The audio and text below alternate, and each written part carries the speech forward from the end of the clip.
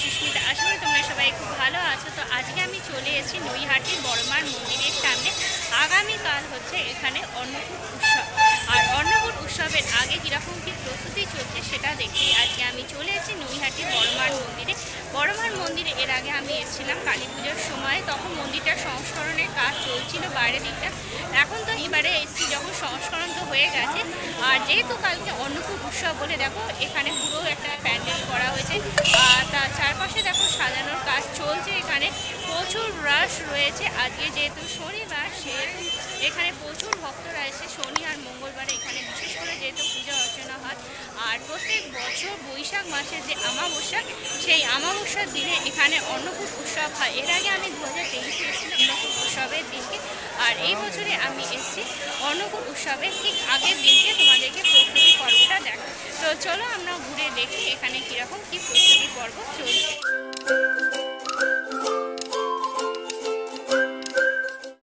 বড়মার মন্দিরে কালকে অন্নকূট উৎসব বলে দেখো বড়মার মন্দিরের সামনে প্যান্ডেল করা হয়েছে।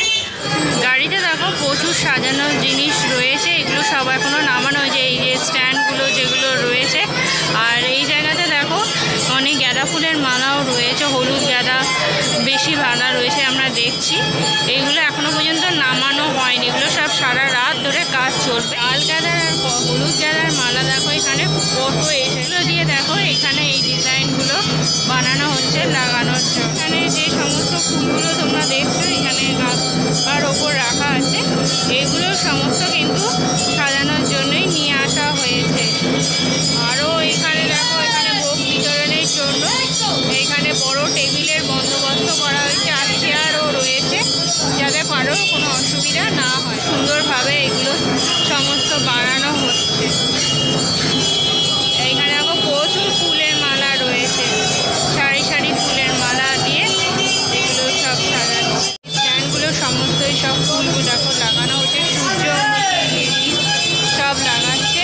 এগুলো সব উপরে সুন্দর করে সাজানো হবে। দেখো আরও ফুল নিয়ে আসছে, আর এখানে দেখো মালার মতন করে বানাচ্ছে। যে এগুলো দেখো গাঁদা ফুলের সাথে আরও মালা দিয়ে এই এখানে দেখো সুন্দরভাবে সাজাচ্ছে। এগুলোও সব কালকে এগুলো লাগানো হবে তৈরি হয়ে যাওয়ার পর। তো গাড়িতে করে মালপত্র আসছে, আর এই দেখো এখানে সাজানো চলছে।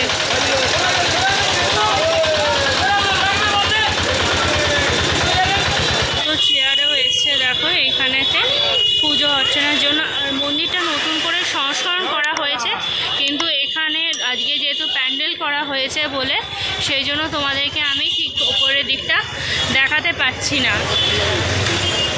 এখানে দেখো পুরোপুরি দমে কাজ চলছে। 13ই বৈশাখ হবে, অর্থাৎ ইংলিশের 27শে এপ্রিল হবে।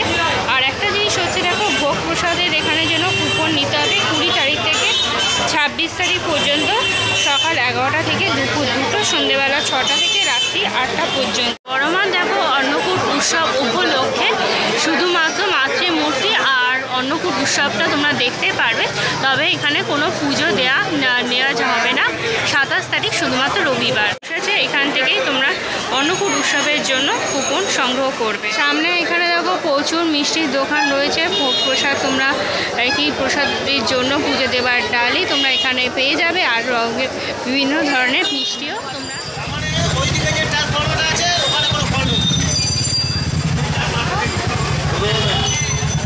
বৈশাখ মাসে গরমের সময় যেহেতু অন্নকূট উৎসব হয় আর প্রচুর ভক্ত সমাগম হয় বলে দেখো এখানে স্ট্যান্ড ফ্যানের প্রচুর বন্দোবস্ত করা হয়েছে। আর ঠিক তেমনি ওপরের দিকে দেখো সিলিং ফ্যানেরও। কালকে বড়মার মন্দিরে অন্নকূট উৎসব বলে গাড়িতে আমরা দেখলাম প্রচুর জিনিসপত্র এসে এখনও পর্যন্ত আনলোড হয়ে রয়েছে, এখনও পর্যন্ত অনেক জিনিস নামানো হয়নি। আর তার সাথে দেখলাম যে অনেক গাঁদা ফুলের মালা দিয়ে সুন্দর করে স্ট্যান্ড বানানো হচ্ছে, আরও সুন্দর সুন্দর ফুলের বুকে রাখা হয়েছে। আর গরমকাল বলে প্রচণ্ড গরমের জন্য এখানে প্রচুর ফ্যানেরও বন্দোবস্ত করা হয়েছে, যাতে কোনো ভক্তদের কোনো অসুবিধা যাতে না হয়। আর এখানে পুরো চাদোয়ারও বন্দোবস্ত করা হয়েছে, সামনে টেবিলও রাখা হয়েছে যেখান থেকে ভোগ বিতরণ করা হবে। আমি বুঝতে পারলাম আগামীকাল যে অন্নকূট উৎসব রয়েছে, তো তার জন্য এখানে প্রস্তুতি পর্ব খুবই জোরসোরভাবে চলছে আর প্রচুর মানুষজন আসবে। আর নৈহাটি বড়মার মন্দিরে ভিতরে যাওয়ার প্রবেশদ্বার। আজকে শনিবার যেহেতু দেখো প্রচুর ভক্তরা আজকে পুজো দেওয়ার জন্য এখানে লাইনে দাঁড়িয়েছে, অনেক বড়ই বেশ। মন্দিরের ভিতরে আমি চলে এসেছি, সামনের দিকে দেখো লাইন আছে। বড়মার মন্দিরে দেখো আজকে পুজো দেওয়ার জন্যই কতটা ভিড় এখানে রয়েছে। আর ঠাকুরকে দেখানোর আমি চেষ্টা করছি তোমাদেরকে। আর ওই পাশের দিকে রয়েছে তোমাদের রাধাকৃষ্ণ মন্দির, সেটা আমি তোমাদের এবার দেখিয়েছিলাম।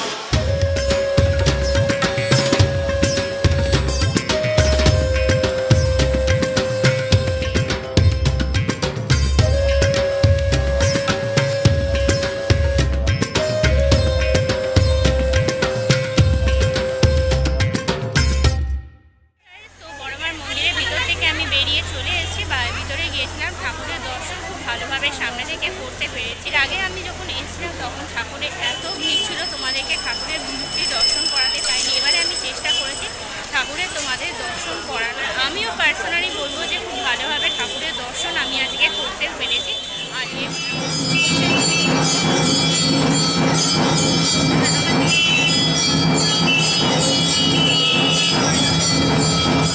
তোমাদেরকে আমি জানি যে গাড়ি পুজো করাতে হলে দুপুরবেলা 3টে থেকে কিন্তু 5টা, আর বাইক পুজো করাতে গেলেও দুপুর 3টে থেকে 5টা।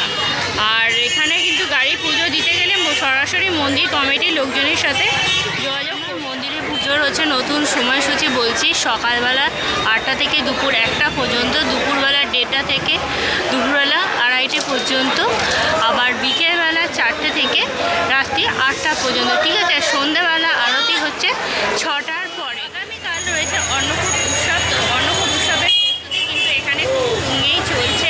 উৎসবের দিন এখানে 3000 কেজি ওজনের ভোগ ঠাকুরকে চড়ানো হয় এবং সেটা ভক্তদের মধ্যে বিতরণ করা হয়।